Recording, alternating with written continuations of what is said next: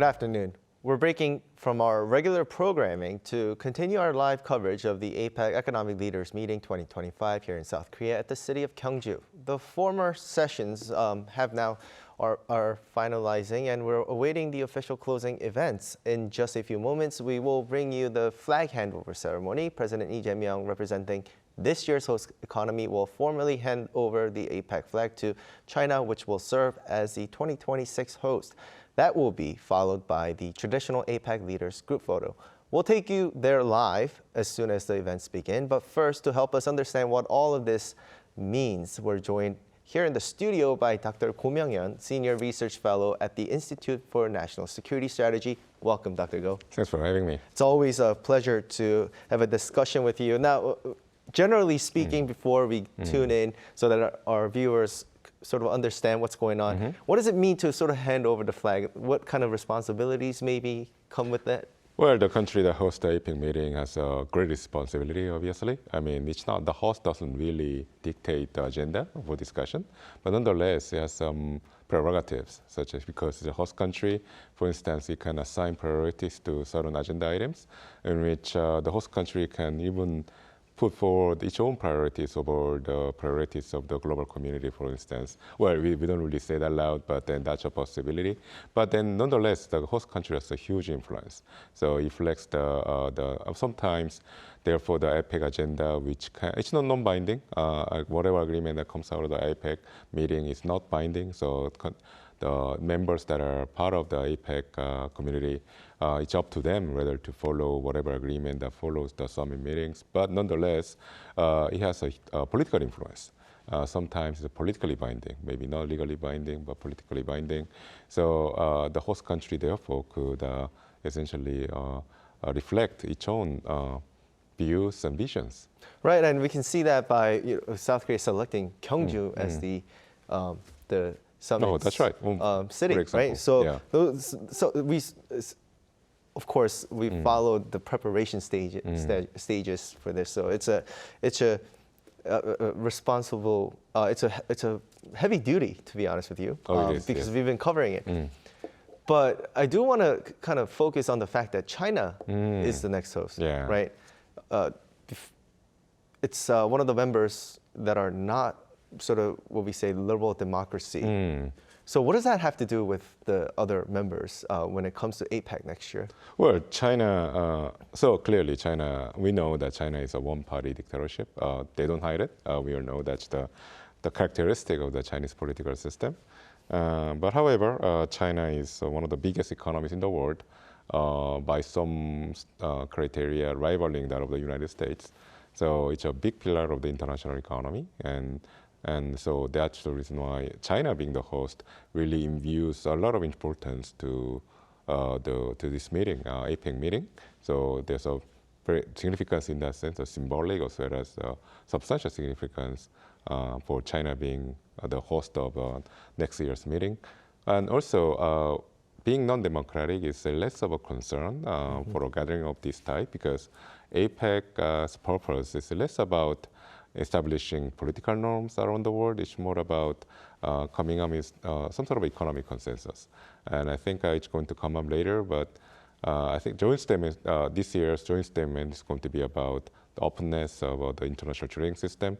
And China, despite domestically it's not a democracy, it's a big proponent of a free and open trade system, which is very much in line with the APEC spirit. So I think in that sense, there are clearly some cause for concern for China being a non-democratic country, but in terms of economy, it favors a free and open trade system, which puts in very much in agreement with vast majority of APEC members.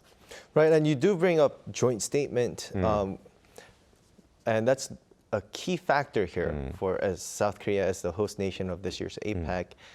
We're going to go into the scenes live, so I want to keep this brief and we can go into it, but would you be able to give sort of the scorecard for South Korea as the host nation so far, what you've seen at APEC? Well, I can go on and on about South Korea. So as President Trump said on his flight back to the United States, that if we had to score from between 1 to 10, I'll give it a 12. Wow. No, it was very good. Sure. So there are some limitations. So we know APEC is a multilateral gathering. The multilateral element of APEC wasn't, I think it was overshadowed by very important bilateral meetings taking place in Gyeongju. We obviously had, for us, because we are based in Korea, we watched very closely the summit between President Lee and President Trump, and all Korean eyes were on that meeting because in fact, we went into the meeting with low expectation that any agreement could come out when it comes to tariff rates as well as investment scale that South Korea would promise to the United States. But it came out with an agreement, so that was very significant for Korea. But then there was also another very important bilateral meeting between the United States and China, and that also came out with an agreement to the relief of many countries and economies around the world. So this bilateral dynamics, in fact, was so important this time that it casts a shadow on the multilateral characteristic of the APEC meeting, which was a little bit of I guess, I mean, it was relative. So it was overall very positive, obviously, but we have to wait out for the joint statement. I think the joint statement, which is going to again highlight the multilateral importance of APEC meeting, I think it's going to restore some, restore the value of the multilateral characteristic of APEC.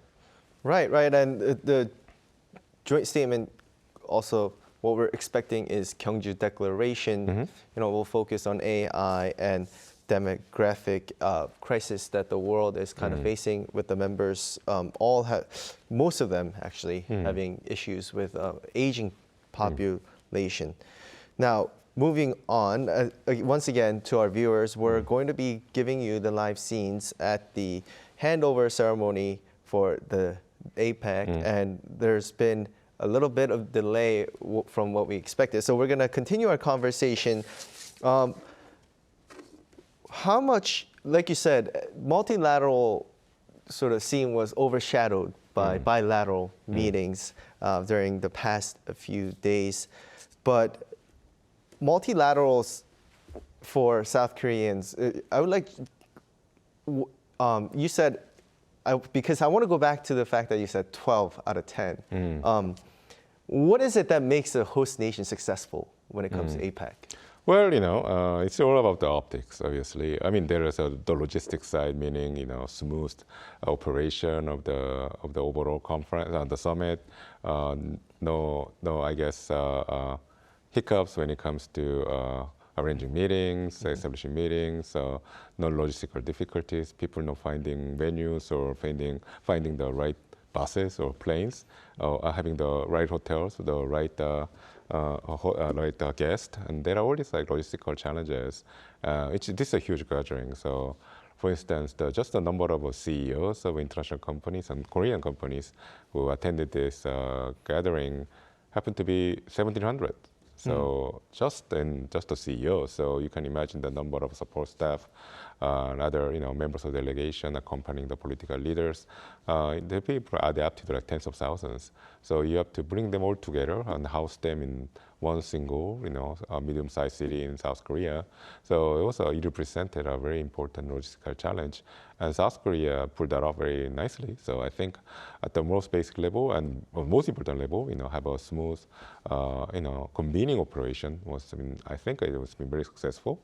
But then when going back to the optics of the meeting, for a meeting to be remarkable and memorable, you need to have major events. And this happened to be the occasion where the ongoing tension between United States and China in the trade domain has been, it wasn't resolved for good, but then at least the two sides came together. They presented great optics. President Trump was smiling alongside President Xi of China.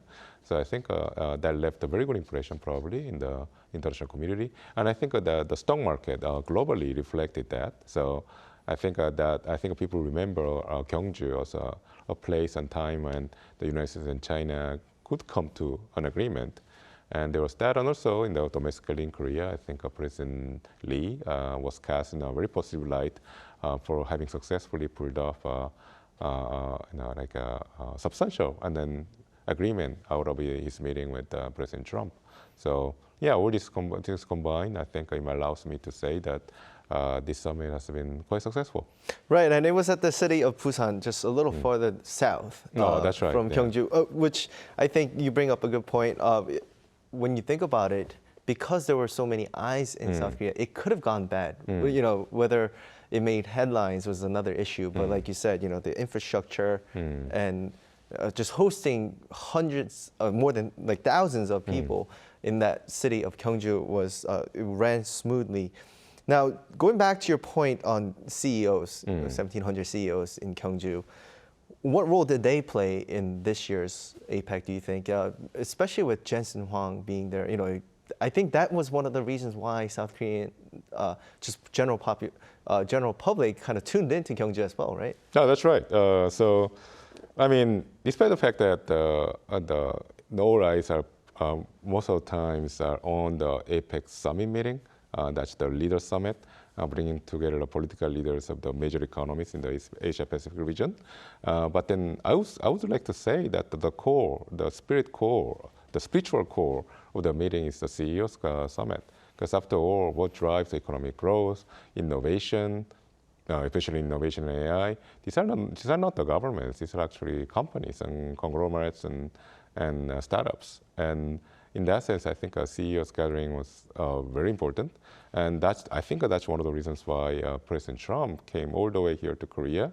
And he gave one speech, and the speech was to the CEO's gathering. So, and I think that it really highlights the importance of this meeting. And I think the CEO's gathering and what they discuss are going to be quite important. And I think it's a good thing because I would like to see the global multilateral institutions such as APEC being driven not by governments. I mean, governments should always remain an important player, but also by the private sector. And I think when it comes to economic development, the private sector should take the lead, and they are taking the lead. I think we've seen that in Gyeongju this time. Okay. Well, we're going to go into this, the live to Gyeongju right now. So we had dialogues, high-level dialogues, and there were many times where we were not agreeing, but we have come to a lot of documents that had our consensus. With our wisdoms that are mustered together, this is our will and unwavering will that we are going to go forward to the prosperous future. This is the 5th anniversary of Putrajaya Declaration, and we are at a very important standing point. And against this backdrop, it was our honor and delight to be the chair nation of APEC 2025. For the last several years, I would like to thank all the economic leaders for your support for us to successfally host APEC 2025. So with this, we have come to an end of our chairmanship, and now APEC will go on its new journey under the leadership of President Xi Jinping. And ever since APEC was officialized, I understand that China is making a lot of preparations. Next year, APEC's theme, I would like to look forward to China's explanation on that. The APEC members who came together at Gyeongju this year, we are upholding that spirit, and we're going to lead through the Putrajaya Declaration, and this journey will continue in China in the future, and I look forward to that. Well, this year we have gone through a lot of debate and discussions, and we have seen a lot of achievements, and such achievements that we had made will continue through. The Republic of Korea, based on its achievements of APEC 2025, in 2026, APEC, the success of it, we are going to be actively cooperating towards the successful 2026 APEC. So now with this, I'd like to hand over the microphone to President Xi.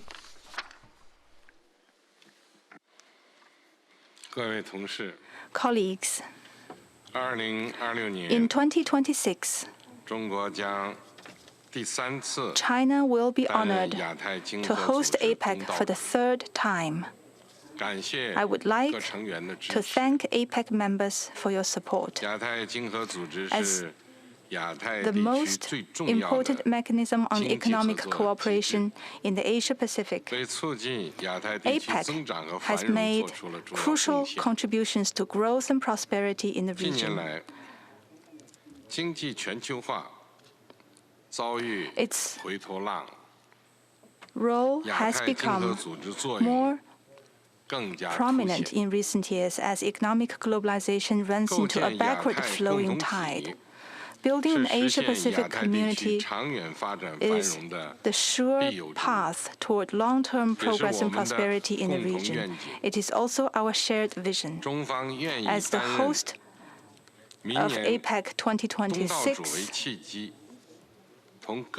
China will bring all parties together to advance the goal of an Asia-Pacific community and promote growth and prosperity in the region. We will work with all parties to energize practical cooperation on priorities including FTAP, connectivity, digital economy, and AI, so as to inject greater vitality and impetus to development in the Asia-Pacific and deliver more benefits to the people of our region. China has chosen Shenzhen of Guangdong Province as the venue for the 33rd APEC Economic Leaders Meeting in November next year. Shenzhen is a modern international metropolis on the Pacific coast next to Hong Kong that only decades ago was a primitive fishing village.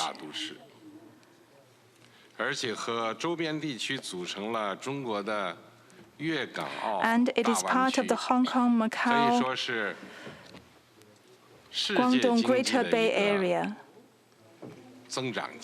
which is now an important growth engine in the world economy. The transformation of Shenzhen is a miracle in world history created by the Chinese people. It is also an important window showcasing China's steadfast commitment to the mutually beneficial strategy of opening up. I look forward to welcoming you in Shenzhen next year to chart a course for Asia-Pacific development and build together a brighter tomorrow for our region. Last night, the butterfly was flying in the dinner hall. It was very beautiful. President Lee Jae-myung told me that, "Are you also going to have a butterfly next year?" I told him that I hope the beautiful butterfly will come to Shenzhen and fly even better and maybe can even sing for us. Thank you.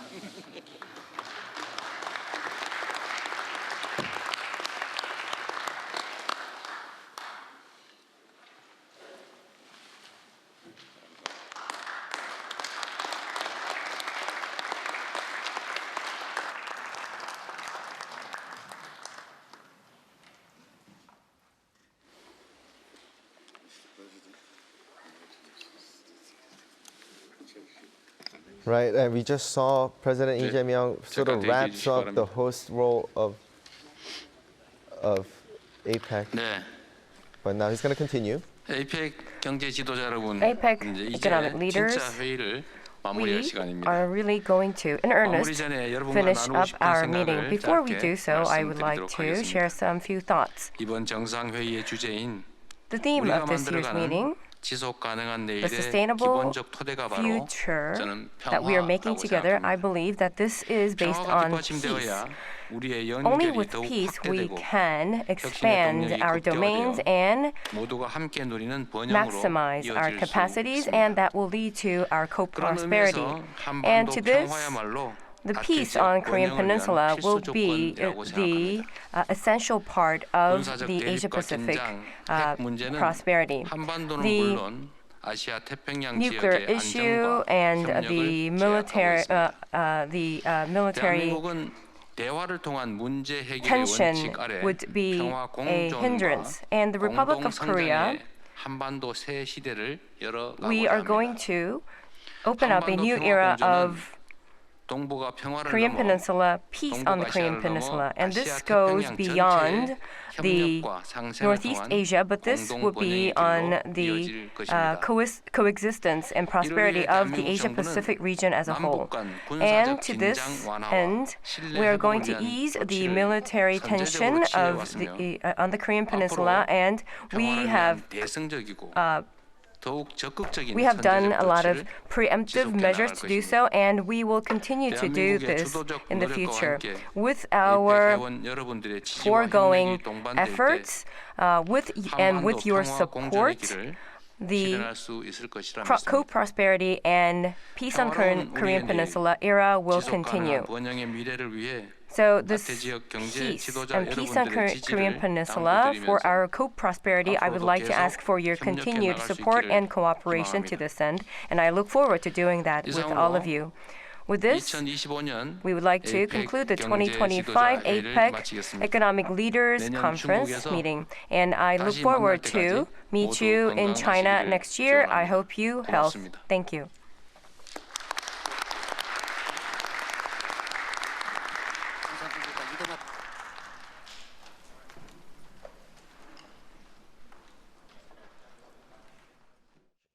From the APEC, finalizing the APEC sessions with President Lee Jae-myung handing over the flag, not literally, but in figuratively speaking, to Chinese leader Xi Jinping, who's in town, who's going to be, of course, the host of next year's APEC. Now, there's a few things that I wanted to ask you about as I was watching with the viewers. But first, now we know where 2026 APEC is going to be held, Shenzhen. And like Gyeongju, these cities, they signify certain things. They deliver messages as the host nation. What do you think? Yeah, so I think it's very significant that China decided to host next year's APEC summit in Shenzhen, China, in Guangdong province. President Xi explained a little bit about the logic behind this selection. He mentioned that that's the growth engine of the Chinese economy. It's very near Macau and Hong Kong. And then Shenzhen, in fact, started as a city, a gateway to China to receive investments from the outside world when China opened up in the 1970s. So Shenzhen started very small, with a small fishing village. Now it's a metropolis of 10 million people. So I think this showcases the rapid development of the Chinese economy in the last 4 decades, and also what drove that rapid development, which is trade and opening and innovation. Because in Shenzhen, it's the home city for well-known Chinese global companies such as Tencent, BYD, now known for the batteries and electric cars, probably more controversially, Huawei. They're all housed in Shenzhen, and they are at the forefront of AI innovation, as well as in other very important cutting-edge technologies. So I think that's exactly the intention behind selecting Shenzhen as next year's host city. It's interesting because it's in contrast of South Korea's decision to make Gyeongju the host city. It's sort of a well-known city. Maybe it's because China does have more populous and well-known cities across China. But like you said, Shenzhen is already well-known with a lot of businesses. While Gyeongju is a historical city, South Korea was trying to deliver a message of tradition and culture. Now, there's also something that President Lee Jae-myung said as he wrapped up his host role of 2025 APEC, which APEC is for economies, right? We don't call them nations for the members. But he said something about peace, which I thought sort of grabbed my attention. And as it's a multilateral scene with China, U.S. It represented at the table, what do you think about that? What does it mean when he says, before you go, I want to emphasize peace. So in fact, this harkens back to the origin story of APEC also gathering. So when APEC started in the late 80s, that was the beginning the beginning for the globalization era, and what underlined the notion of the underlying notion for globalization was that democracies wouldn't fight each other, or like countries that trade with each other, they wouldn't need to get into conflict. So that was this idea that trade wouldn't just be about joint prosperity, it would be also about stabilizing global security. And I think that's one of the drivers behind Korea's engagement policy towards North Korea, because what drove the engagement policy was economic engagement, epitomized by the establishment of the Kaesong Industrial Complex, which is now shut down, which again symbolizes the breakdown of the relationship between the two Koreas. So I think President Lee was trying to send a message to North Korea that at the end of the day, we need to engage in with each other in a very cooperative manner, and and also one of the the challenges that North Korea faces, which is a perennial challenge, that's their economy. So if North Korea wants to really become an important country, relevant country, they have other options than just developing nuclear weapons. And and I think President Lee expresses probably a frustration that North Korea didn't take up this chance. Kim Jong-un could have come just south, which is not that far from where he is, and take advantage of this opportunity. He let it slip, but I guess there will be another chance in the near future for him. Right. Now, speaking of message to North Korea, well, one of the things that maybe also something that people will be watching for, for our viewers, we're bringing you live to the group photo session, official family photo of APEC. We're going to continue covering the live scenes. Meanwhile, we have Dr. Go in the studio with us to explain what's going on and give us deeper insights. What we're trying to find out is the outfit right now, because back 20 years ago, when South Korea hosted APEC in Busan, they were wearing hanbok, traditional Korean outfit. But this time around, it seems like the material seems to be that of hanbok, but it seems like a scarf instead. So the leaders right now are not dressed in hanbok like they did in 20 years ago in Busan, but a scarf. It does seem like they have sort of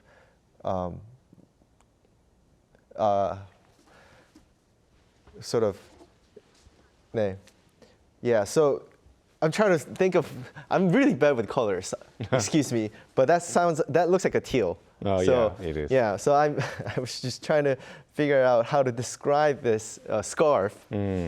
But you see President Xi to the right side of the screen, of course, getting ready, and that will be the backdrop of the family photo. We see the drawings of the important architecture of Gyeongju there. Now, continuing with the questions. Now, this is events like this are broadcast live as sort of the diplomatic issues we can see on the leaders' faces, right? Like the importance of seeing if they smile, the handshakes. How do you think the scene is there for the leaders right now? Well, I think, we tend to think of global leaders as being very special. So probably come from a different clothes than the rest of us. But in fact, they are people too. So they are socializing. It's a little bit like high school. So they're socializing. They're trying to, get to know each other better, especially important countries such as China and Korea, because so not all countries are the same size or have the same economic level of development. So for many of these leaders, it's their chance to meet with very important global leaders such as President Xi of China or the Canadian Prime Minister or the Korean president and establish a personal rapport. So I think that's exactly what they're doing right now. And also now the photo session is going to take place soon, and the photo session is also it's a very important part of optics. Diplomatic gatherings like this, the substance is very important. The agreement that comes out of the meeting is very important. But then the optics, the vision, the visualization of the relationships are very important because it sends a message. And I think that's what's going to happen now. And I think where they are where they stand within the group picture is going to be, send the message as well. Right. And like you said, building rapport. And what we're seeing is they're going up on the stage for the family photo, official family photo of APEC 2025 Korea with the scarf that seems to have materials of hanbok, right? And we see butterflies, if I'm correct, as President Xi was saying that from last night. That was butterflies are something that it's used a lot in Korean traditional drawings, especially with Gyeongju and Silla days. Now, Dr. Go, you and I will be in studio throughout this live cast of photo session, as well as the press conference by President Lee Jae-myung afterwards. Now, to our viewers, what you're seeing right now is the family photo session for APEC 2025. You see President Xi and President Lee Jae-myung together, probably because President Xi is the host of 2026 APEC. The 21 members are on the stage right now with the scarf that represents traditional Korean outfit. Now, this wraps up the multilateral scene of APEC 2025. Dr. Go, like you said, the personal relationship plays a big part, but Donald Trump is not there. So what does that, what would we have to sort of, is that a message or? Because his very presence might contradict the content or message of the joint statement that's going to come out today, which is, I think, there's some draft a version of the joint statement that's circulated around already, because South Korea tried to gather consensus around this joint statement. And one of the points that the joint statement was going to emphasize was the importance of trade and free trade especially. And we know that President Trump is no big fan of free trade. He's a supporter of managed trade. He in fact brought back the tariff to the U.S. economy against despite the opposition from not just internationally but also from domestic constituencies. So yeah, I think President Trump understood that his presence there might contradict the APEC summit itself, and also I don't think he wanted to be seen as contradicting himself by being here. In fact, I think that's the reason that explains his earlier departure than anticipated. Right. I just wanted to correct myself on the scarf. I said butterfly, but it seems to be the official 2025 APEC logo that was on. I was far away, and I got a closer look while you were speaking. Right, Dr. Go, and one more, like you said, we're talking about President Trump's absence, but let's do a short wrap-up of what happened between Xi and Trump, though, when they were here. Yeah. Was there a groundbreaking result, you say? No, not really. So yeah, the groundbreaking, no, less of a groundbreaking, but more significant, I would say. So it was a very significant moment in the year-long, no, less than a year, but then the saga between the United States and China since President Trump assumed office in January this year. And President Trump came into office promising a very strong stance against China. He raised the tariff on Chinese goods unilaterally by like 50-60% overnight. And he actually, the maximum rate went over 100% at one point because President Trump was using tariff as a punitive measure against China for actions other than that took place in the economic domain. So and then clearly that created a lot of disruption to the global supply chain, as well as causing economic cost to not just to the United States or China, but then other global economies as well.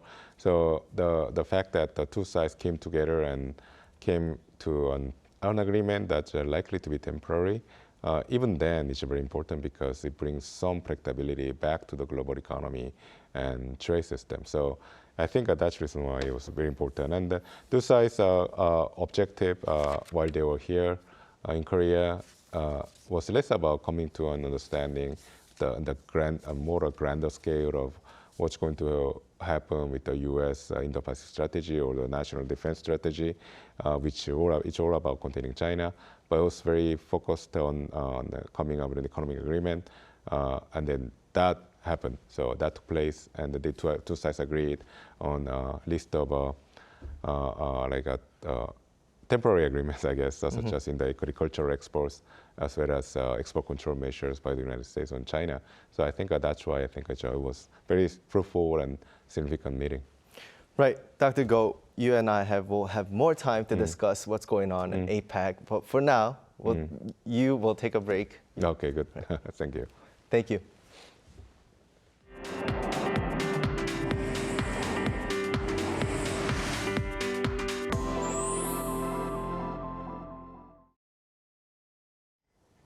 Now we continue with the rest of today's news. Our special APEC coverage continues as Arirang News brings you our team's coverage of South Korea's role as a host nation of this year's APEC Forum. With that, we turn to our studio in the historic city of Gyeongju, where my colleague Kim Da-mi is standing by. Da-mi, welcome back. Good afternoon, Doyeon. It's another beautiful day here in Gyeongju.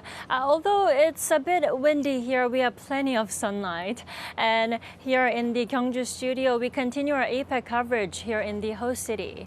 It's shaping up to be another busy day, packed with high-level meetings and summit diplomacy. But first, we go live to the International Media Center, where our top office correspondent Song Yujin is standing by. Eugene, the final session of the leaders' meeting and the group photo session are over now. What can we expect from here? Right, Tommy. So now we're waiting for South Korean President Lee Jae-myung to hold his press conference as the chair of this year's APEC leaders meeting, which will begin very soon at 1 p.m. right here at the International Media Center. With this, the president will wrap up his busy APEC duties. Now, as you mentioned earlier, Tommy, the president this morning chaired the second and final session of this year's leaders meeting.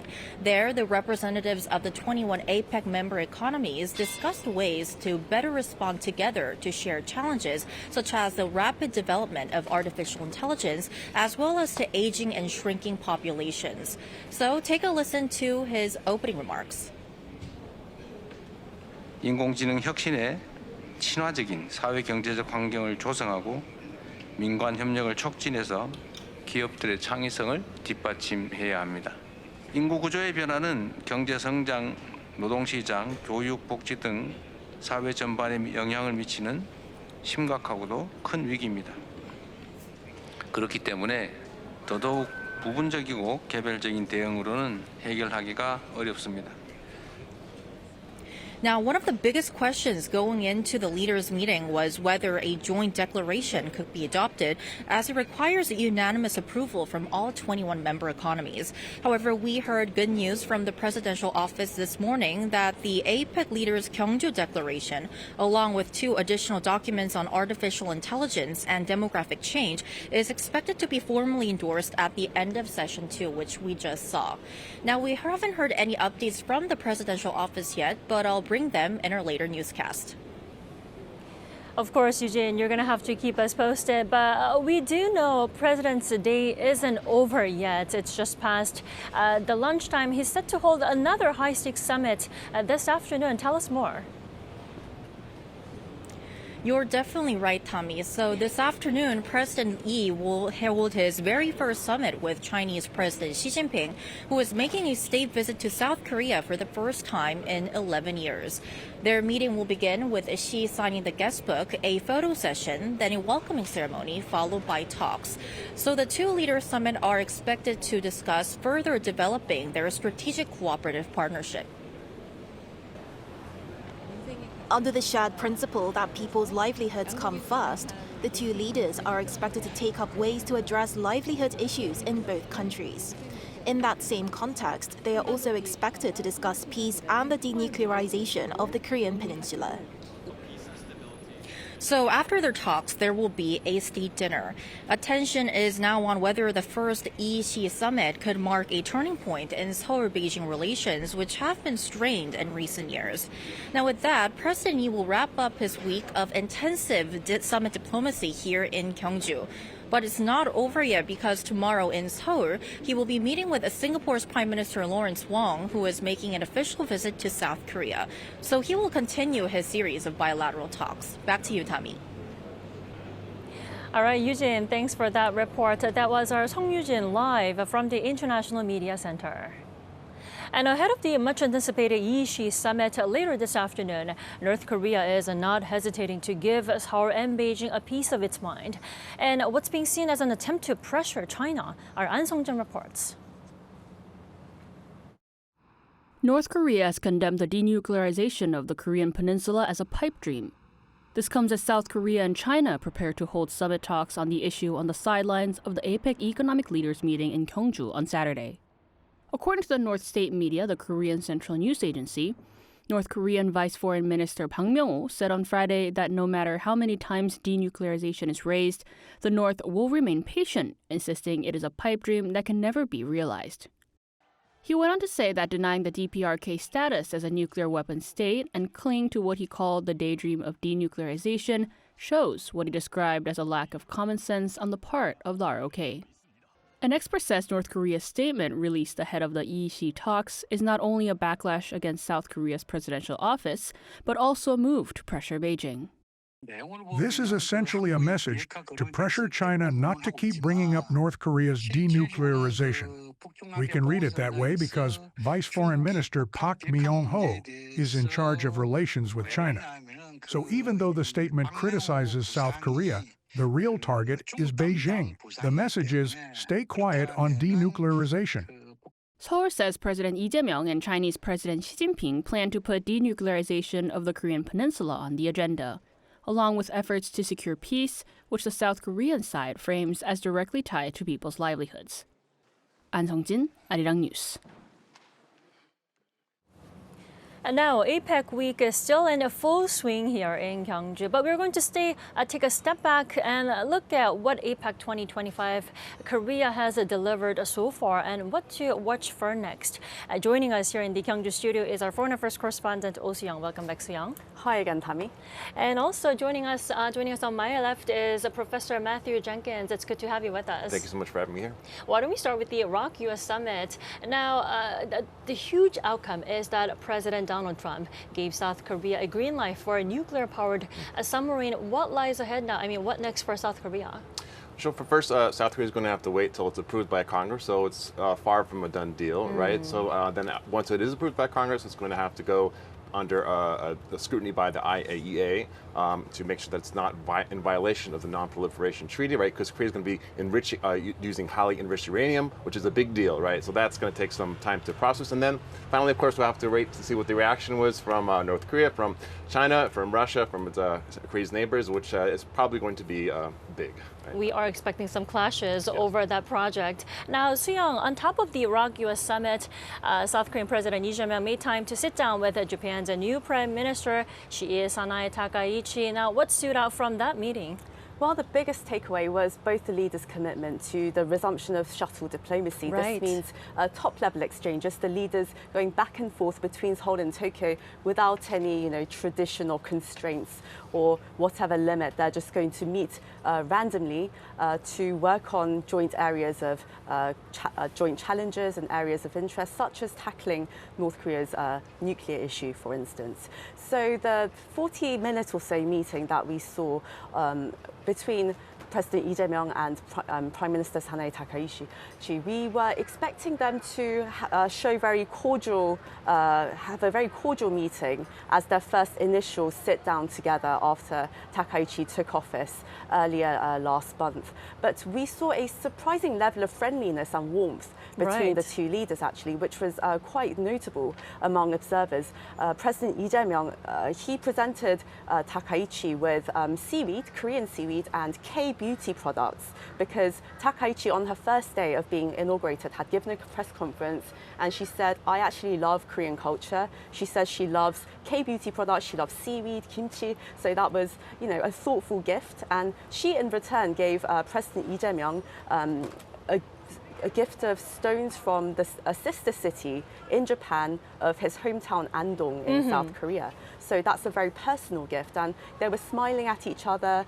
Prime Minister Takaichi, she even bowed before the Korean flag, but she briefly just stopped and nodded in front of the Japanese flag. So all these gestures were very carefully thought out, and they didn't mention contentious issues. They did not. But they talked about, cooperation and their future-oriented ties. So that was very impressionable. Perfect for ice breaking, sharing gifts in a casual setting. Professor Jenkins, I have to turn to you for this. One of the biggest shaping points during this APEC period was the summit between U.S. President Donald Trump and Chinese President Xi Jinping. Now, the two leaders decided to step back, and stop their open trade escalation. For now, how does that change in dynamic? How does that change into the upcoming summit between President Yi and Chinese leader Xi Jinping? Yeah, so I think President Yi's main economicals are to secure rare earth elements, deal with that with China. So I think that's his main concern. Obviously, that would be impossible if they were still trying to maintain the curb. So that definitely gives President Yi a lot of breathing room in terms of negotiating with China. And also in terms of the free trade agreement with China, it's probably going to go to the second stage of free trade talks, and hopefully secure some exemptions from tariffs, especially for semiconductors, medium-level semiconductors to China. So I think he'll be in a pretty good position there, although the submarine issue might make the discussions a bit awkward, so we'll have to see exactly how that plays out. Right, that summit taking place this later in the afternoon. Now, Soo-young, I do have to mention North Korea will inevitably be on the agenda, like President's office spokesperson Kang Yu-jung said. They will talk about Korean Peninsula issues. Now, Seoul is expected to ask Beijing to play a constructive role dealing with North Korea issues, its nuclear program. Now, how will that go? And do you think China will listen this time? Well, I think the biggest media focus today on the Yi-Xi summit is going to be whether there's mention of North Korea's denuclearization in that readout after the leaders' meeting.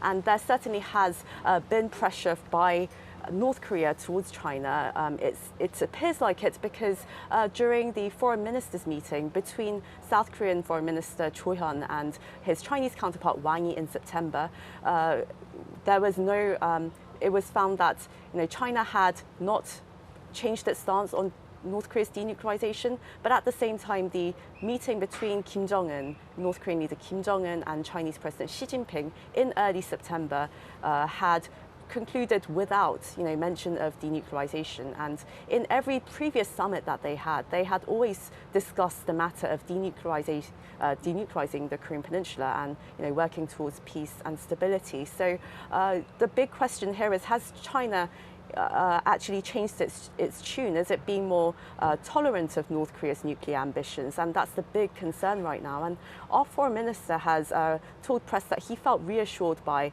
his Chinese counterpart that China hasn't changed its position, and it maintains its support for denuclearization. But it's been quiet about denuclearization so far, right? And the mention even of during the official handover ceremony. Exactly. It was notably absent from President Xi's remarks. So we're wondering, is that going to be appearing after his meeting with Yi in China's readout?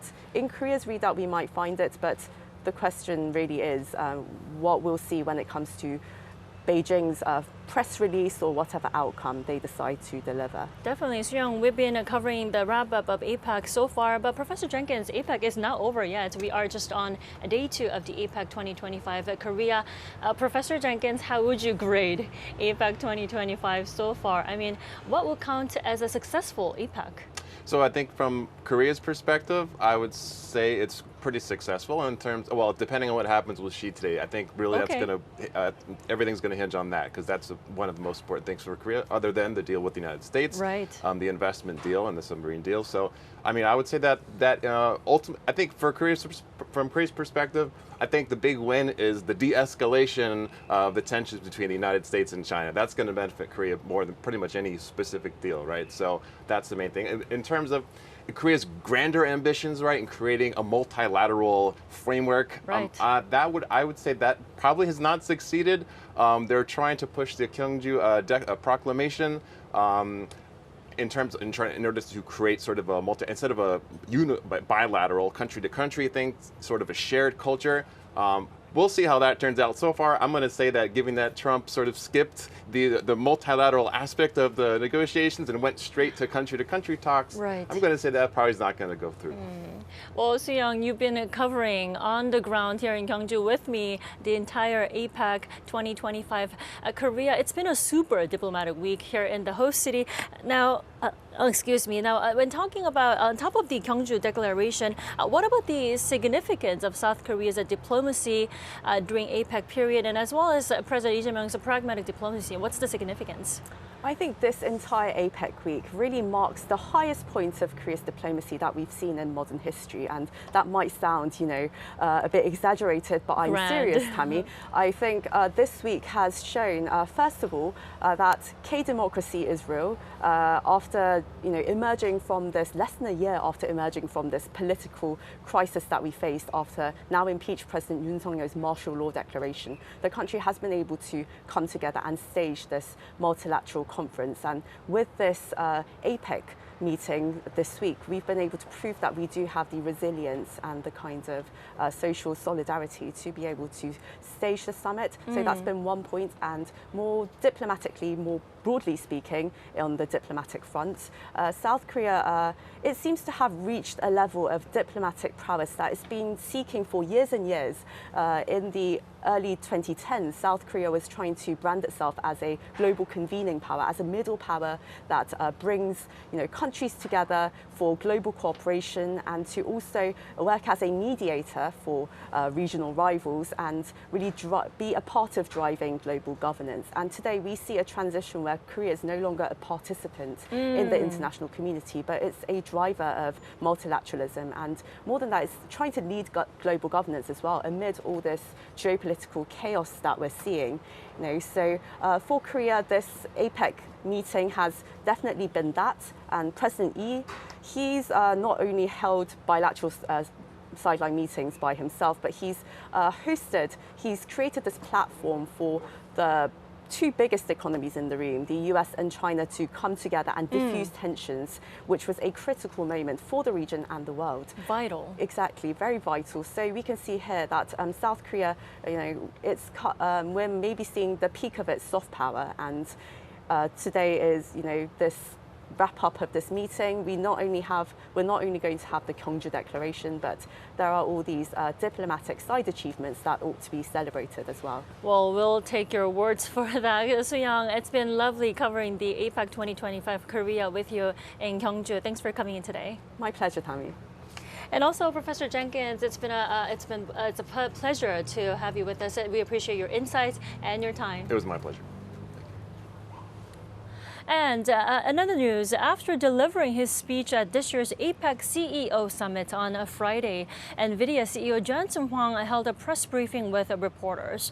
Now, Huang told Arirang News that he was very optimistic about the future of South Korea's AI sector, saying that it's now NVIDIA's turn to grow through the journey of AI, as the company received a warm welcome from Korea when it entered the country 30 years ago. Our Park Junan reports. After announcing a mega 260,000 chip supply deal on Friday with the South Korean government, Samsung Electronics, SK Group, Hyundai Motor Group, and Naver Cloud, Jensen Huang, the CEO of NVIDIA, the world's largest chip maker, held a press briefing. Huang told Arirang TV that he was very optimistic about South Korea's future in AI. There's no question in my mind that Korea will build many more AI factories here. not just for the Korean industry, which is one of the largest economies in the world and one of the largest technology industries in the world, but also because Korea has a chance to be an AI hub of the region.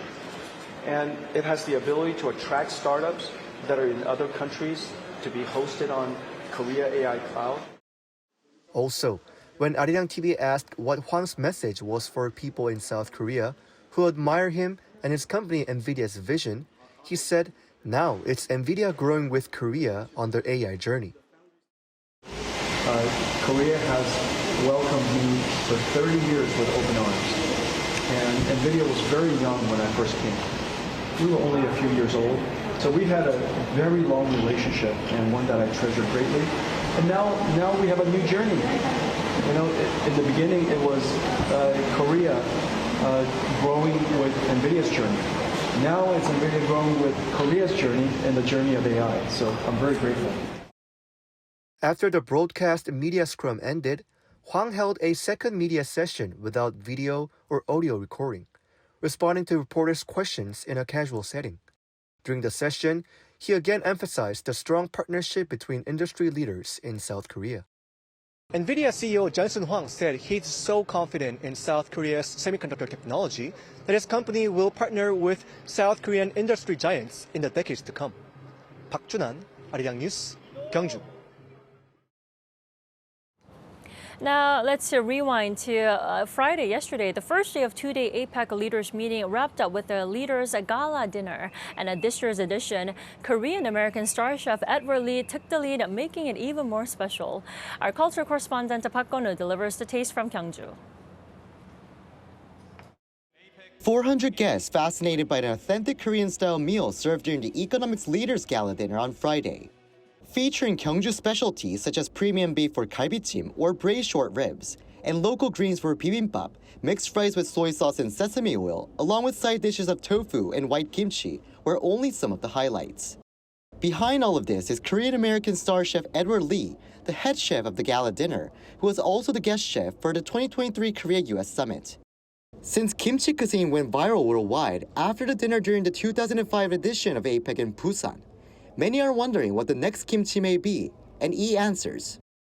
I can't pick one favorite, but I hope the guests come away with a sense of history and a sense of like the whole landscape of Korean cuisine, and we really want to feature special ingredients, you know, like we're featuring kamtae, persimmon, pine nuts, you know, these to me are really symbolic. A fusion of Western style combining traditional doenjang paste and rice cake with caramel made the dinner even more unique. That was even served in the mother-of-pearl box so the guests could take home a lasting memory. Yi stressed his goal was to introduce traditional Korean food in a modern, innovative way. There's a beautiful history of Korean food that I don't want to change. There's another part of Korean food that's really innovative.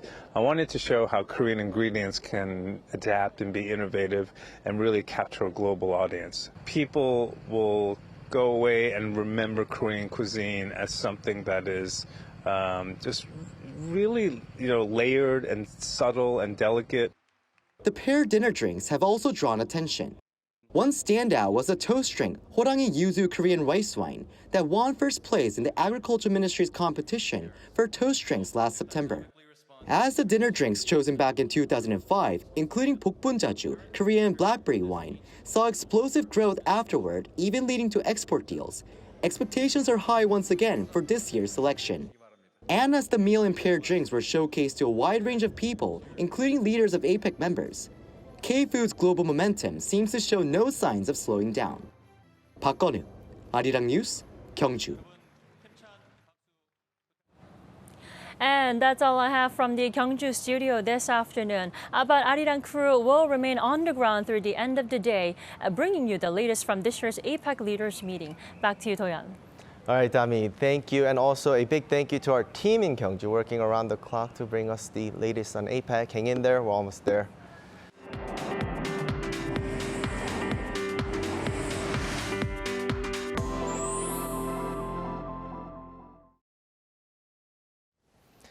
We're not done with APEC just yet. We're standing by to bring you live press conference from Gyeongju in just a few minutes, marking the conclusion of the APEC 2025 summit. President Lee Jae-myung is scheduled to speak shortly.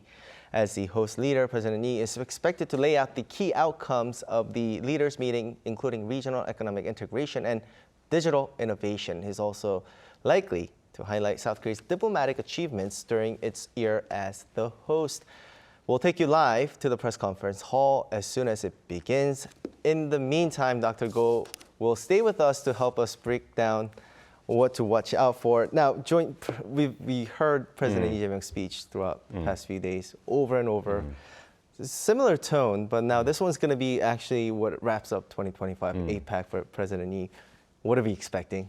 So there'll be no surprises. I think what he's going to mention in the media conference is going to be, I think I have been covered already in his previous speeches and statements. President Lee, to his credit, he's very consistent, and then he sticks to the script. And so in that sense, I think he's going to highlight some of the important agenda items in this year's APEC Leaders Summit, such as connectivity, innovation, importance of AI, as well as the maintaining the free trade and free and open trade system. So I think, and also ensure that there's less inequity in the economic development. I think it's going to highlight all of them. And obviously, I think there have been wide-ranging discussions in many of these areas. And I think the optics have been very good.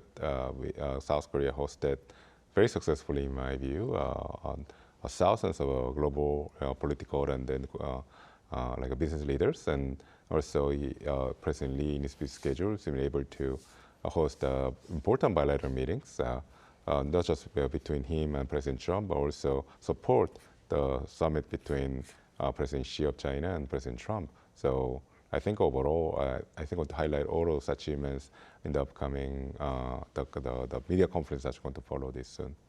Right, and we're still waiting for the media conference to start. But what we're also still waiting is whether joint declaration sort of has been adopted. We haven't been updated on that aspect just yet. And so far, the presidential office has sort of previewed what's on it and what it's expecting in terms of the adaptation of the declaration. So how important is it to, before everyone goes home, for South Korea to achieve this? On top of what's in it, just the fact that South Korea was able to get the declaration adopted. Yes, I think that there's an unclassically suspenseful moment right now that maybe the joint declaration might not be adopted this time. But then I think it's likely. I think it's likely that it will be adopted because I think because the overall context of this APEC meeting, the timing, the bilateral meetings, the results, the deals that were struck, the visit by major global business leaders such as Jensen Huang of NVIDIA, who announced that he'll make a huge investment in South Korea in the AI domain. I think overall the achievements of deals and the overall air have been very positive. So it would be very surprising if no joint declaration comes out of this summit. So I think it's likely. I think it's hammering out some details. And I think the hiccup here is the United States this time. I think President Trump made this essentially a hallmark of trying to change the global trading norms. And in some aspects, the spirit of APEC counters what President Trump has aspired to achieve for his country's economy. So maybe for that reason, there are some details that are being hammered out right now to ensure that it doesn't contradict the U.S. position on global trade. Right. Now, once again, to our viewers, we're still waiting for President Lee's press briefing, which will bring you live with simultaneous interpretation. The press, like Dr. Go, you were saying, we're waiting for the joint declaration and its important success if it were to happen. So right now, the media center is packed with reporters. As you can see, the scenes right now is live. at the podium, the President Lee Jae-myung will take to address the media at the APEC 2025 International Media Center in Gyeongju. We'll bring you the live coverage of it. Meanwhile, Dr. Go, once again, he'll be done after this, but that's only for APEC. As we know, President Xi is here for a state visit. Well, there's going to be a lot to talk about for you and I about this, but because we're waiting, I would just want to jump in to, it's unfair for President Lee because he's wrapping up his APEC, but maybe a possible another big summit. The results could be big, right? A lot at stake between South Korea and China right now. Yeah. Well, first, there's the meaning of President Xi's visit to Korea itself. I mean, it's the first time in 11 years that President Xi has visited Korea. So more than a decade has taken. It took more than a decade for Chinese leader to come to Korea, and some people might say that's not a big deal. That because in the meantime, South Korean leaders were going to Beijing to meet with President Xi. But then, in terms of reciprocity between the two countries, this is a great deal because there's some grumblings on the South Korean side, as well as watchers in the international community, that China was playing this, this game where China was the bigger power than South Korea. Therefore, South Korea had to pay respect to the Chinese power and the Chinese leader Xi. So there's a very imperial kind of arrogance that really upset a lot of people in the South. So President Xi, by coming to South Korea this time, in fact, assuaged some of those concerns, was acting as a hindrance in the bilateral relationship between the two countries. So the visit itself is very important, I believe. And second is the fact that, again, China is getting involved in the, I would say, the Korean Peninsula affairs, hopefully in a positive manner. One of the biggest challenges that South Korea faces in the foreign policy front is obviously essentially the complete termination of inter-Korean engagement. There's no dialogue taking place between the two Koreas. And in fact, North Korea made it official that that's going to be their official foreign policy stance. So the so-called the two hostile states doctrine. So I think President Lee has tasked himself, I would say, to overcome the challenge. And I think this summit with President Xi, even though there are many important economic issues on the agenda, North Korean issue is going to figure very highly. We will get back to the preview of South Korea and China's summit, which will come after this. Now, you can see the cabinet and the key aides to President Lee Jae-myung's foreign policy are at the stage right now by the podium where President Lee Jae-myung will take the microphone. He's entering the media center right now to give his press briefing on APEC. This will wrap up this event that South Korea prepared for, a year, right, since it took on the host role. So let's tune in to what he had to say. President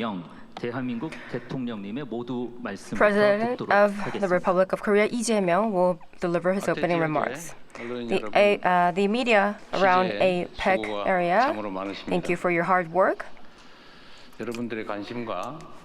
Your interest and your promotion is very useful, and it is helping us very much, and I'd like to thank you for that.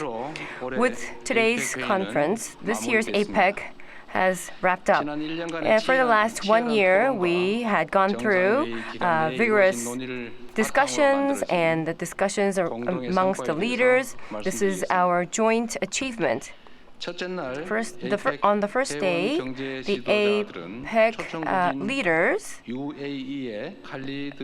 the UAE Crown Prince, together with him, we had talked about the promotion of the trade in the region. Due to structural reasons, the Asia-Pacific region is facing a lot of different problems, and for the continuous prosperity, we need to expand trade, and we had agreed on this. On the second day, which was today, the AI technology and its rapid development, and also to demographic changes, we had discussed about how we can address these issues. And our leaders had recognized that these two problems are the issues that we all face together. Since we have to have and muster our strengths in order to address these and share best practices, and we have agreed that we have to cooperate and confer with each other. And based on such agreements, we had adopted 3 documents. First is Gyeongju Declaration, the open and dynamic and as well as peaceful APEC Asia-Pacific region. This is the mid to long-term blueprint, and also to materialize the Putrajaya announcement. And the recovery and the growth of Asia-Pacific region, the willingness of all the member countries in this regard is embodied in the declaration. Especially the inclusive growth with new growth engines was something that we had agreed on. Second of all, the APEC AI initiative had been adopted. The members around the region, we are going to take part in this AI conversion, and this is containing a lot of policies that we can do this, especially the private and public as well as academia, stakeholders, cooperation and expansion of investment is contained in this document. And also this is the first of its kind of the humankind in terms of AI. And the Republic of Korea, we shared our core initiative, and we are going to contribute to this AI initiative. Third, APEC demographic change response co-framework with low birth rate and the elderly population being expanded. This is providing the way forward, and this is going to be building an economic structure around it, and also the co-prosperity, also developing human resources, and all these would be like government cross initiatives and plans, and that was adopted. And it was the first in kind that the demographic change had been recognized officially, and I believe that is very much meaningful that this is the first in its kind to this regard.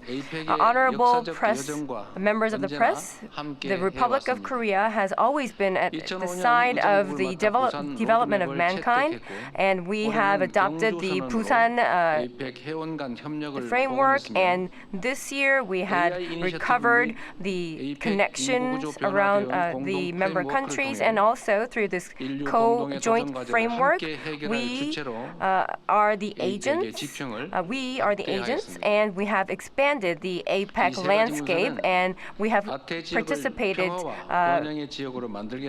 And this is the APEC economic leaders' very firm will and their willingness to have this APEC's vision to expand and for the joint prosperity. And the Republic of Korea will in the future continue to be and continue to participate in this APEC's endeavors, including China, which will be the next APEC chair nation. I wish that all nations and the member countries come together and to push forward with what we had agreed. Last but not least, for the last 1 year, for the successful hosting of APEC 2025 Korea, I would like to thank all the Korean people and also the citizens of Gyeongju for your cooperation and for your endeavors. Thank you very much. 네, 지금부터 질의 응답 We 시간을 would 갖도록 now 하겠습니다. go on to a Q&A session. 지역이나 언어들을 고려를 해서 최대한 많은 So, 분들께 기회를 드릴 수 considering the 있도록 region 하겠습니다. and languages, we would like to 많은 give 기회가 돌아가기 as 위해서는 much opportunity as 언론 매체당 possible. So, 질문을 하나씩만 therefore, 해주시기를 I would like to allocate one 먼저 question per 가운데 media 줄에서 outlet. 제일 앞줄에 The first question 계신 would 언론사 go 중에서 통신사 혹시 to 계시면 the, 통신사부터 are 먼저 there any 좀 news 기회를 agencies 드리겠습니다. we would 마이크를 like to 앞쪽으로 give 전달해 주시겠어요? the opportunity to news agencies first? 대통령님. Mr. President, I am Han Jae-jun from News One. First of all, I'd like to congratulate on the successful hosting of APEC 2025 Korea. I have one question. With this APEC, Korea's peaceful Korean Peninsula, and you have also asked for the cooperation. However, North Korea is still not opening its doors to dialogue. And what would you do to support any North Korea-U.S. dialogue or any cooperation in that regard? Well, thank you first of all for your assessment that it was a successful conference. First of all, the Korean Peninsula issue is always a complex and difficult issue, but what is for sure is that the peace and stability on the Korean Peninsula is very important for this region.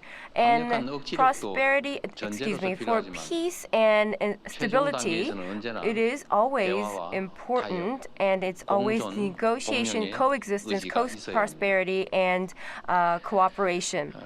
This has to be a prerequisite. Our former President Kim Dae-jung had said under the name of Sunshine Policy that if you want to take off a coat on a person, it's not only the wind that is necessary, but that would only make it colder. So you have to make it a warmer climate for that person to take off that coat. So as such, the coexistence, prosperity, all these should be a prerequisite for peace. And peace is not something that could be achieved through suppression or oppression or forceful war that we can win over. After mass destruction, what is the point of winning? So winning by fighting is a low level of resolution, and what is the most prominent and the best level of peace is winning without fighting. And we are in real trying to realize this. Although North Korea is not is skeptical about the South Korean government, and they're not satisfied and they're hostile towards us, but this skepticism and this recognition of hostility or this confrontation, we would have to change this stance, and for that to be realized, we have to take many different preemptive measures in the range that we are allowed to, and this will continue in the future. And the North, on many occasions, using confrontational language, we don't take this as it is being impossible or nothing could be done, but we believe that it is one type of an expression that they are adopting. But I personally think that it has kind of alleviated in terms of the level of confrontation or hostility that they're expressing. So what I'm saying is that making this situation so that we can move forward to a cooperation and more of a better environment. But this cannot be done done by the Republic of Korea ourselves. So I'd like to make a point that Korea, the Korean Peninsula, is in an armistice. So this means that the war has not been over, and it was signed by the United States, the armistice agreement. That is why North Korea is thinking and actually taking its actions that it should be with the United States that they should talk with in terms of resolving this issue. And that is why we are trying to facilitate that, and we are also helping in this regard. But what is most important is the role of the United States in this situation, and if North and the United States will have improvements in their ties, that would result in a better relations with ourselves as well. But making peace on this Korean Peninsula by President Trump would be, and making that happen would be the way for Republic of Korea to bring peace on the Korean Peninsula. And that is why I reiterated that point this time around when he was here, that he's going to be the peacemaker and I will be the pacemaker. Okay, next question.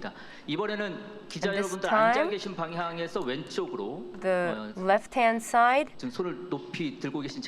the person in the front row. 안녕하세요. Hello. 저는 중국 CMG 기자 동해덕입니다. I am a reporter from a Chinese press. So what is your prospect on Korea and China relations, and what would be the areas that you're going to strengthen the cooperation with? Well, that is a very important question. Thank you. A good question.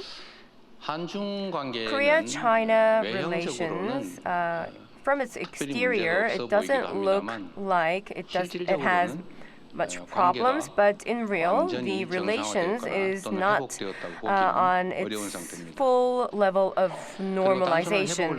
And going beyond recovery, but to forge a path for a real cooperation.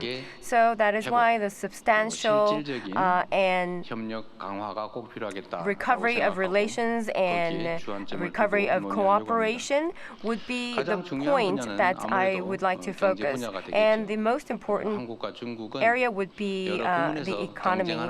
Korea and China, in many ways, we are competitors, but in other many ways, we are in a cooperative relations. So relations between two countries is a very complex issue. So cooperation and also competing coexist. So we might be competing, but also on the other side, we cooperate and we support each other. That is for Korea and the United States, and this goes same for Korea and China. We may seem competing, but we're also deeply trusting each other and we're cooperating.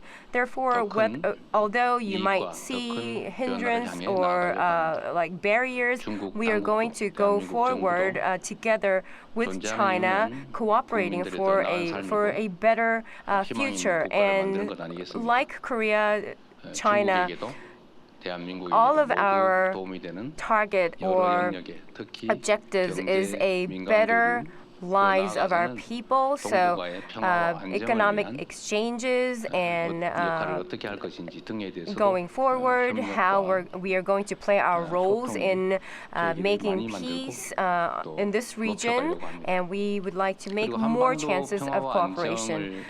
And also to stabilize the peace on Korean Peninsula, I believe China plays a pivotal role. So it is that the Korean Peninsula should be peaceful, so that the Northeast Asia could be peaceful, and I look forward to China's role. So since we are in this neighborhood of Northeast Asia. Let us go to a media outlet from Japan. So why don't we look for a female journalist, since we are catering to male journalists? Also journalists from China, is that okay? 그러면 다음번에 질문 기회를 드리겠습니다. 일본 매체부터 먼저 하겠습니다. So we would like to first cater our question to Japanese media. So the lady, she's not from a Japan media, okay? Well, then let's move over to non-Asia media. I am Nakagawa from Yomiuri News Daily. I have one question. On the 30th, Prime Minister Takaichi and yourself had summit talks, and in Korea, there were expressions that far right or rightist. What is your take on her as a leader? Do you think she will do a good job? Korea and Japan, the two countries, the cooperation of the two countries is not an option, but it is a must. But on the other hand, there are difficult bilateral issues, some point out. So I'd like to have your candid take, a candid opinion on what you thought about and what's your take on our new Prime Minister and how the bilateral relations you think would go forward? A very candid opinion of yours, I would like to ask. Well, politicians, when they say they're candid, many times it's not candid. Well,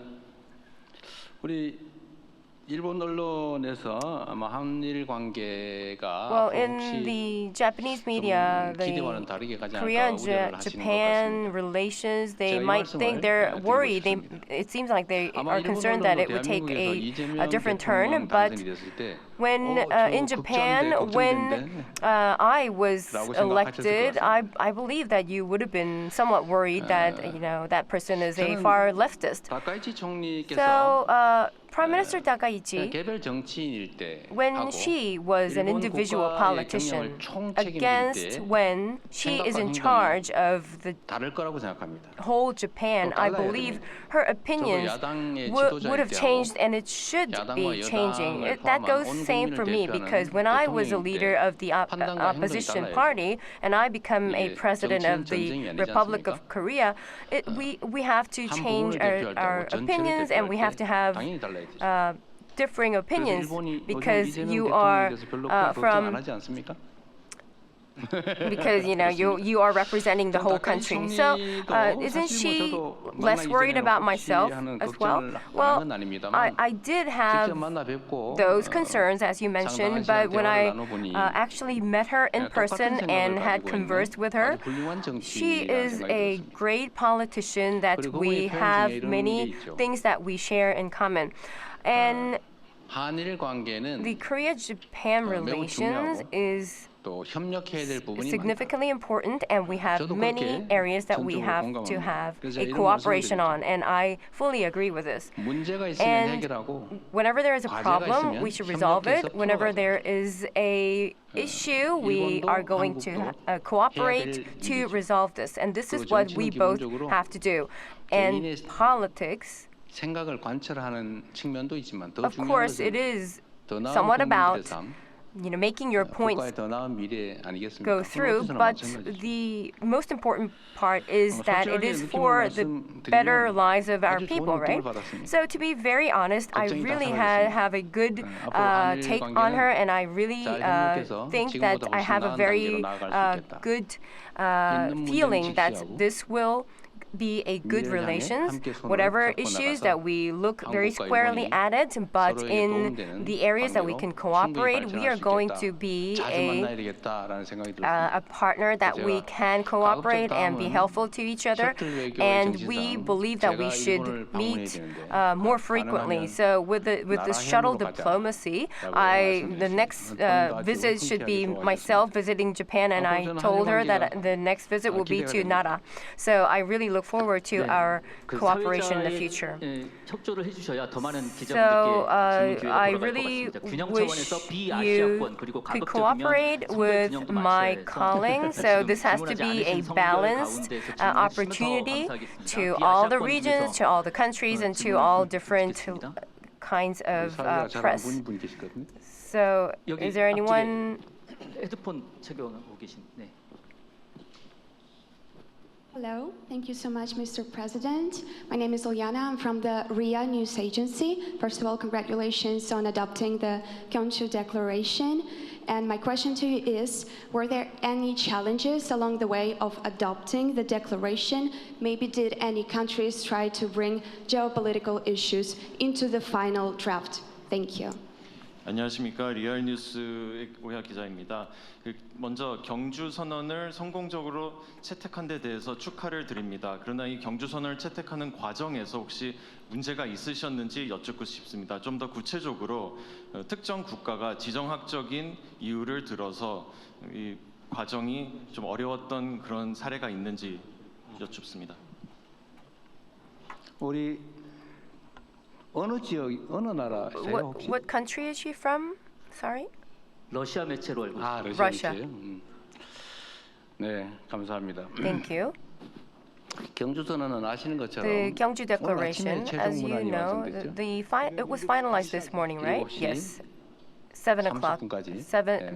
7:30 it was finalized, so that finalization had been going on, and we had some differing opinions, and it was an effort of coordinating that. The biggest point was about trade and investment. Are we going to have a chapter on that? And as you might have seen, the trade and investment, we had come to an agreement, and we had collected our opinions. Although trivial, culture and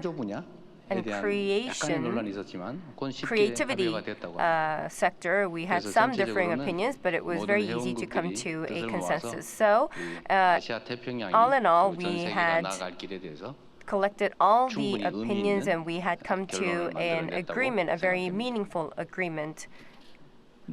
Any non-Asian countries, media, any questions from non-Asian countries? Hi, this is Jorge Dastis with the Spanish news agency, EFE. Thank you very much for doing this. I have a question about Mexico. Do you believe that Mexico's plans to significantly raise tariffs against countries with which it does not have a free trade agreement, like South Korea or China, are in line with APEC's objectives? And did you get a chance to discuss this with the head of the Mexican delegation? Thank you very much. 안녕하십니까. 스페인의 EFP 통신입니다. 멕시코와 관련해서 질문 드리도록 하겠습니다.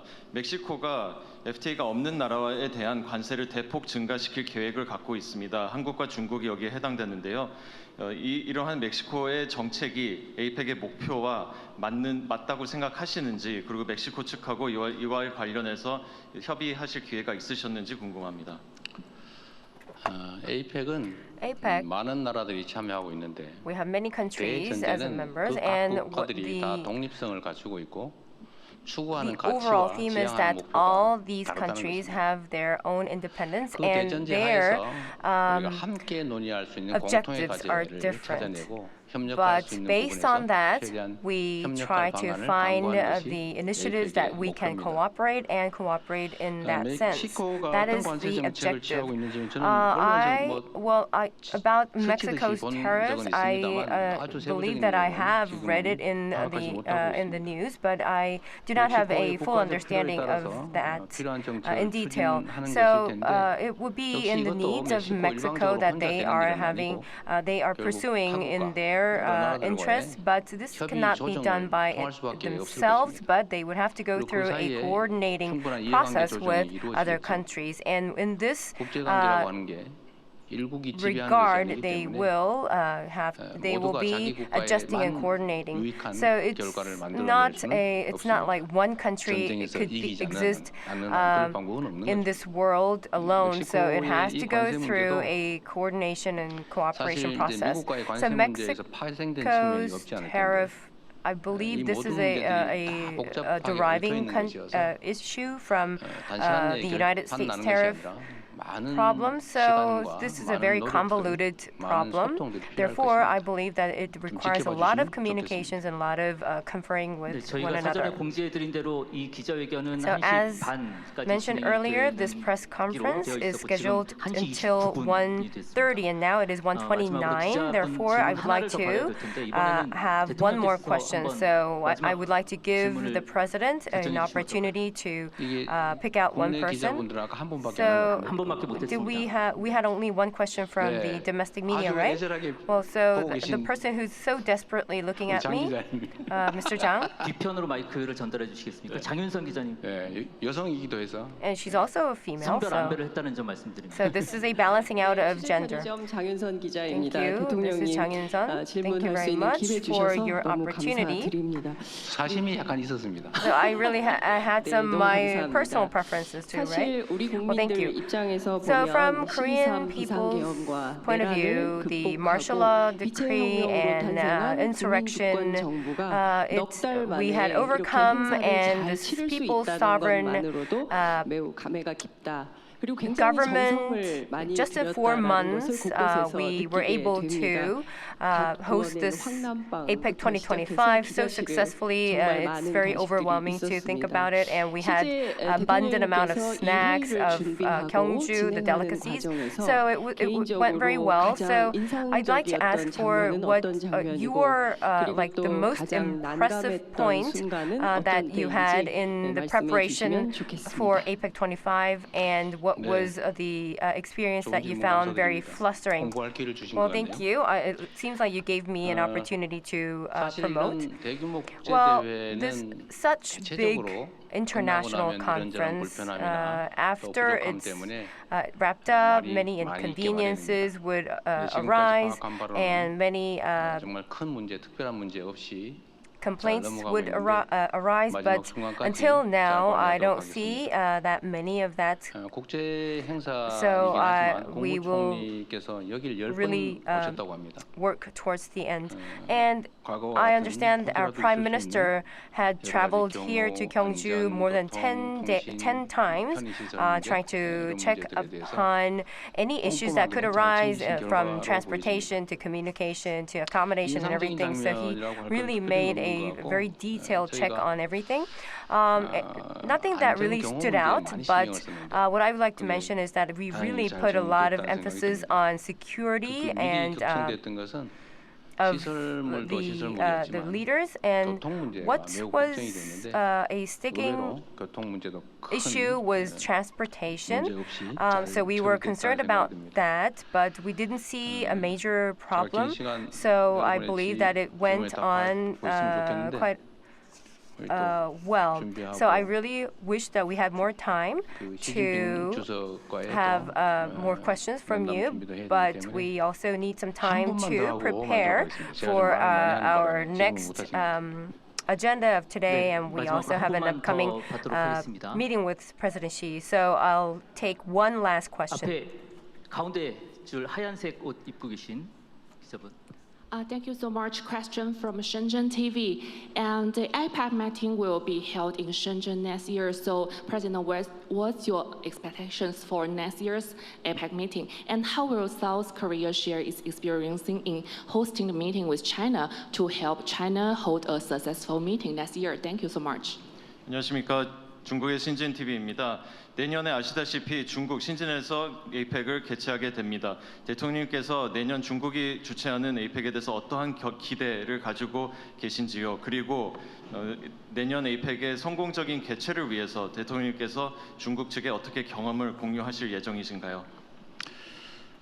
제가 시주석님과 어젯밤에 공연을 관람하다가 I watched the performance with President Xi, and this butterfly was flying around to the audience. It was hovering over the audience.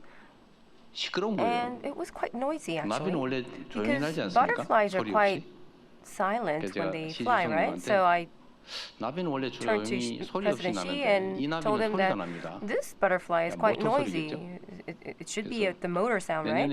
So I told him that next year butterfly should be like in a stealth mode, that I hope that you have a real butterfly that is quiet. And in return, he said, well, isn't it a good idea that we have a singing butterfly? So why I'm saying this is that connectivity is important. APEC is, well, based on our achievements so far, we are going to unwaveringly go forward to our future. The Shenzhen APEC that will happen next year, it will be a more successful one than this one in Gyeongju. It should be, we should see more advancement in the next 1 year, and there should be more development and advancement of APEC region.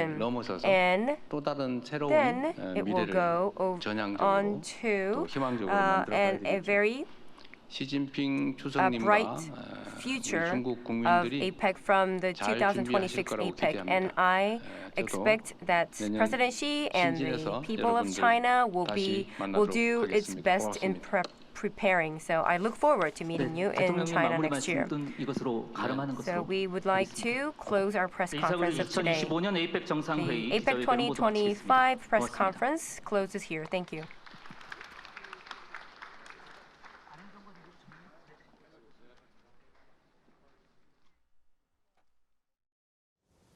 Now that was the press conference by President Lee Jae-myung for APEC 2025 in Gyeongju. That essentially wraps up the host role, I would say. And right before he got in, we were notified that joint declaration was adopted, and he said that in the press briefing.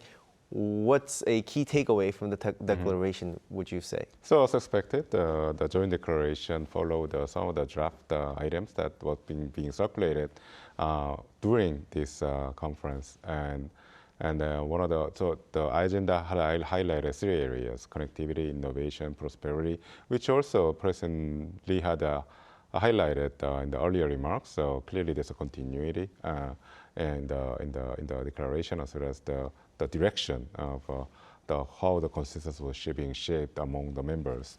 So connectivity refers to not just the transportation, but then also reducing the inequity among countries in terms of the infrastructure and all that. And prosperity obviously refers to the free and open trading system. Lastly, innovation refers to the AI. And following the joint declaration, the Korean government, the host Korea, announced they had come up with 2 initiatives. So one is the AI initiative, and the second one being the demographic initiative. So AI initiative refers to the necessity of the implementing common AI governance norms. So this is important because right now the AI development is led by private companies with some contribution from the public sector, but then there's this concern that the direction of AI development doesn't fully reflect some of the social concerns, such as accessibility, as well as how to distribute the fruits of AI development. So essentially talking about equality. So the AI initiative led by South Korea for APEC region, APEC is going to highlight this important concern, which is the necessity for inequality. And then the demographic initiative refers to the fact that all major countries in the region are facing demographic challenges, such as Korea, China, Japan. So, and then it's interesting that this demographic initiative refers to some of the causes of the demographic challenges, which is social inequality. So again, social economic inequality is going to be addressed not just at the national level, but at the regional level as well. Right, and now considering all that we just talked about, to wrap this up, how do you think South Korea as a host nation utilize this platform to sort of push for its diplomatic status? So you might think the APEC summit, as well as the joint declaration, it's very formulaic. It's very repetitive. Leaders come together and gather and then pretty much repeat the same talking points that we have heard before. But that's not quite true. I think when it comes to foreign policy and diplomacy, optics are sometimes just as important as perception. And as National Security Advisor Wee Sung-nak had mentioned, the APEC summit happened to be a very important platform for Korea to convene leaders from around the world. Xi Jinping probably was unlikely to visit Korea at this time had not been for APEC. There's a tug of war between Seoul and Beijing about who go to whom, which country to visit, right? So in that sense, APEC provided an excuse for President Xi to finally relent and come to Korea. So same with President Trump. So I think the convening power that APEC gave Korea was extremely productive and important. Right, Dr. Go. Now, thank you so much for helping us out, try to break this down. It's always a pleasure to learn from you. Likewise, a pleasure. Well, that's all we have for today's noon edition of Arirang News. Thank you for watching. Arirang News will be back 5 p.m. Stay tuned.